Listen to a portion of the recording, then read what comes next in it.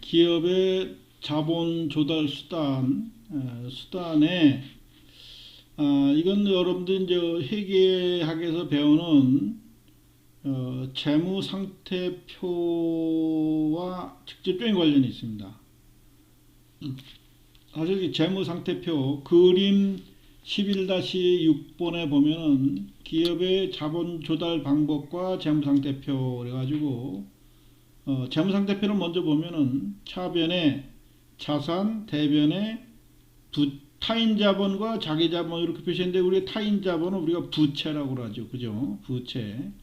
요것을 이제 총 자본론 입장에서 봤을 때 요거는 내가 낸 주주들이 낸 돈 그게 자기 자본이고요. 이거는 주주의 사람들로부터 결국은 빌려온 것이다. 그러니까 남의 돈 갚아야 할 돈이다 하는 것이 타인 자본이에요. 자산도 우리가 유동자산, 그죠? 투자 자산, 유형 자산, 무형 자산 이렇게 구분을 하죠. 자, 이렇게 구분을 해야 정보의 유용성도 커지고요. 그 구분된 자산 묶음 단위별로 자산의 속성들이 다 다릅니다. 요 타인 자본 여기 보면 부채라고 표시되어 있죠, 그죠? 타인 자본도 크게 단기 부채와 장기 부채로 나눌 수가 있어요. 단기 부채라고 하는 것은 보통 은행에서 1년 내로 갚아야 될 차입금을 우리가 단기 차입금 이렇게 되는 거예요. 그러니까 1년 이내로, 그러니까 뭐 3개월, 6개월, 1년 뭐 이렇게 될 수도 있죠. 물론 한 3년짜리 빌려섰다가 2년이 경과되면은 1년 내 갚을 거죠. 그러면 장기 차입금에서 단기 차입금으로 성격이 바뀌는 겁니다. 그 다음에 이제 단기 부채에서 매입 채무, 이게 뭐 예상으로 원재료나 또 상품을 예상으로 매입하는 경우, 그죠? 예상 매입금, 그죠? 또는 지급보험, 뭐 이런 걸 얘기하는 거고요. 장기 부채는 회사채를 발행하는, 보통 회사채가 그 만기가 발행일로부터 보통 5년이에요. 5년. 그러니까 5년 동안 그 쪽지를 하나 주고 이걸 이제 채권이라 하죠. 회사채를 주고 요 증서를 가지고 있으면은 매년 이자를 얼마큼씩 주고 만기에 원금을 상환하겠습니다. 이런 거하고 똑같은 거예요. 그게 장기 부채가 되는 것이죠.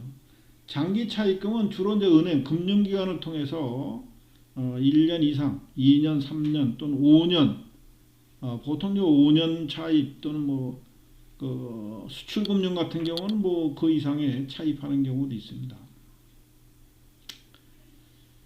그 다음에 주식을 발행하는 경우, 주식을 발행하는 경우는 증자하는 경우라 그랬죠, 그죠? 그 다음에 유부이익은 뭐냐면 당기 순이익이 발생되면은 그 이익은 사실 주주들 거죠. 이것을 주주들한테 모두 나눠주면은 그걸 배당이라고 해요, 배당. 근데 일부 나눠주고 일부는 회사에 가지고 있는 거예요. 가지고 있다 그러지만은 여러분 요 재무상태표를 보세요. 요 대변은 요 차변이 있는 자산이 있는 원인을 설명해 놓은 거지 이게 실체는 아니죠, 그죠? 내가 이만큼 돈이 있는데 자산이 있는데 이거는 이만큼은 남한테 빌린 돈으로 이거는 내 돈으로 샀습니다 이런 뜻이에요. 이거는 실체가 없는 거예요. 실체는 어디가 있어요? 다 여기가 있는 거죠. 그러니까 이것이 자산이 생겨져 있는 원인을 설명해 주는 것이 대변이에요. 여러분 차변 대변 의미를 잘 알아야 됩니다. 자, 그래서 배당도 하지만은 배당을 하지 않고 있으면 어디로 있겠어요? 현금으로 있거나 뭐 자산으로 있겠죠. 이거는 회사의 그 영업 활동에서 쓸 수도 있고 때로는 투자도 할 수도 있고 그렇게 되는 거겠죠.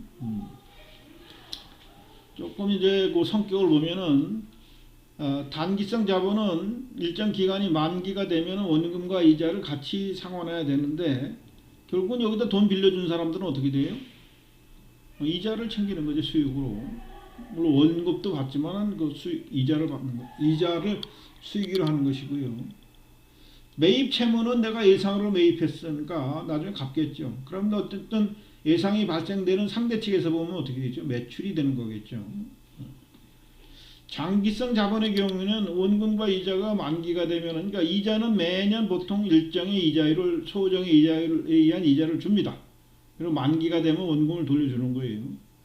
그래서 이 돈을 빌려준 사람은 결국은 내가 가지고 있는 것보다, 은행에 예금하는 것보다 회사채를 사는 것이 이자율이 높다 싶으면 이걸 은행에 정기예금 하느니 회사채를 사자 이렇게 되는 거예요.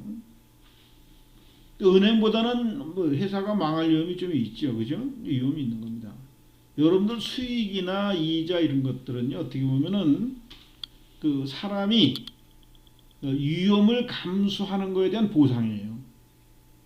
이자가. 그래서 위험이 큰 데는 이자율이 높은 거고요. 문제 알겠습니까? 수익성이 큰 거면은 위험성이 큰 거예요. 여러분들 그 많은 폭력배들이 왜 마약 거래를 하느냐 이게. 마약은 물론 걸리면 가서 그 뭐 때로는 중국 같은 죽기도 하죠.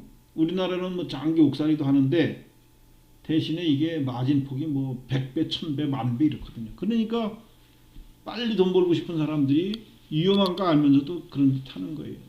그래서 원래 이제 그 투자에 대한 보상은 위험의 크기하고 상당히 관계가 큽니다.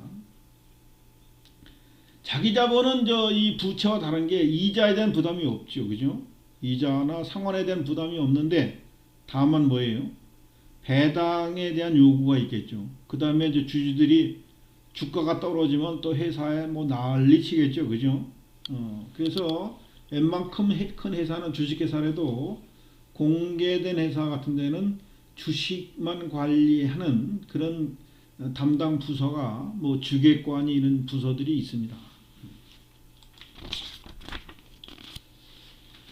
자본 비용. 자본 비용은 조금 더 설명할 부분이 필요한 거기 때문에 요 자본 비용 들어가기 전에 여기 이제 그 장기성 자본에서 이 장기성 부채와 이 타인 자본이라 그랬죠. 주식을 발행하는 경우에 그 비용 부담이 조금 다르다. 이건 이자를 정해진 이자를 줘야 되고요. 그래서 조금 이자율이 높아요. 대신에 주식을 발행하면 이자 부담은 없지만 무슨 부담이 있다 그랬을까요? 배당을 주거나 주가 상승에 대한 압력이 있어요. 이런 걸 다 고려해서 우리는 자본 비용이라고 얘기를 합니다. 이것에 유지함으로써 들어가는 발생되는 코스트 전체를 우리는 자본 비용이라고 그래요. 자본 비용. 그러니까 회사가 부채가 많으냐, 자기 자본이 크냐에 따라서 회사별로 좀 자본 비용이 달라지겠죠. 그 정도는 좀 이해를 했으면 좋겠습니다.